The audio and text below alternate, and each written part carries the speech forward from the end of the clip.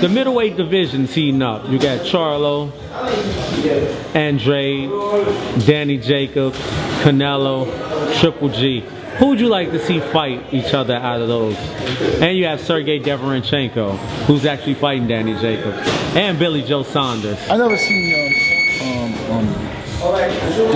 Deverenchenko. I never seen him fight. Billy Joe Saunders is pretty tough guy. Danny Jacobs is tough. Danny Jacobs is a good fighter. He's a good fighter, you know. He can fight. You know, I think Danny Jacobs will beat most of these guys. You know, I haven't seen Danny Jacobs fighting. He hasn't been fighting in a while. He hasn't fought, right? He fought, yeah. He's been fighting more and more frequently. Like, oh, okay, that's ever cool. since he got with Hearn, he's like. I like to see. I like to see Danny Jacobs. I like to see Danny Jacobs. You know, fight. I like him. He's a good fighter. And he's in New York. Who would you say is the king of that division right now? Who's the one to beat? The undisputed king. I mean, you know, belts. People have belts in this, but we know that just because someone has a belt doesn't mean that. Yeah, right now, I like the Charlo brother, and I like Danny Jacobs. The Charlos and Jacobs. Yeah, I don't really like. You see all this other stuff with these guys fighting. They all fighting each other. For instance, there was a time when Sugar Ray, Tommy Hearns. Sugar Ray was older. Tommy Hearns was older. Duran was older. Hagler, they was all older guys. And when you was at a certain age back then, you was older. When you like 30 years old, you old. In boxing, 32, you done. But that's when fighters used to fight. Fighters will fight. Today, fighters don't fight. So it's easier for fighters throw a couple punches, move around, throw a few jabs. He'll throw 2 jabs. He'll throw 4 punches at him. He'll step back. Now it's his turn. And now it's his turn. And it's his turn. You understand? But a guy like I said, like when Sugar Ray and Hagler and Roberto Duran, Tommy Hearns, when they got a certain age, they always fighting each other. And now today and that's all the public really knew about these guys. They had better guys out there, right, but they wouldn't put them in there. They didn't put them in there. You got to keep them fighting their circle. It was like the money team. They drawing money to boxing. Right. So like now you got Triple G who shot. You got Canelo, he's not all that. He's fighting the right guys. He was brought up the right way. You got these 2 guys, and you got a couple of other Europeans, you know, I'm not saying names, they brought up the right way. But then you got some guys like Charlo, who I think you got a Danny Jacobs, you know.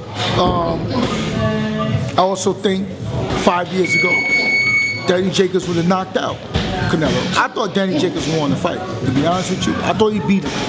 I thought he won the fight. Oh, against Triple G. When he fought Triple G, yeah. Right. I thought he won the fight with Triple G. Even though they say I thought he won the fight. But when these guys, they all fighting each other. So these guys could be 40 years old. They still, the promoters, and they doing the same thing. They letting all these guys fight each other. You understand? There's still some young fighters out there not gonna put them guys in. You understand what I'm saying, right? Yeah. Unless one of them mess around and step out the box like Sugar Ray did. Sugar Ray fought Tommy Hearns, Birds Rand. They was all going back forward to fight each other. Then Sugar Ray stepped out of the box, gonna jump in there with a young fighter like Terry Norris. You see what happened? It was like a massacre. It was like, you know what I'm saying? So the moral to the story is this. Right now, these guys are all fighting each other, which are a bunch of shot fighters. They keep putting them.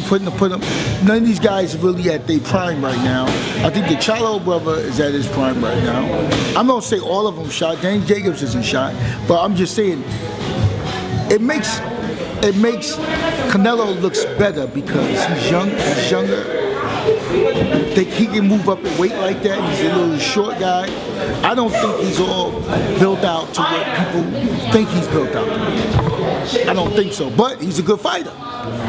And I like the way he fights, you know what I'm saying? But when you put him in with a guy, if the Charlo brothers show up that night with that aggression, and he says, I want that belt, and he knows he can beat this guy, which I'm sure he feels he can beat him, he's going to run out there, he's going to punch him in the mouth, and he's going to beat him up. And if they put him in with Triple G, he's going to beat Triple G up. Triple G isn't going to fight him. That's out the question. For Triple G people, they got to be stupid to put him in there with the Charlo brother. He's young. They're not going to take him out that box and put him in there with that lion. You know, maybe a few years ago, but to take him out that box from fighting these guys that he's supposed to beat, these European guys, or these guys who's not even supposed to be in the top 10, you know, and put him in there with the Charlo brother, he's gonna get him knocked out. And then Canelo's never gonna fight him.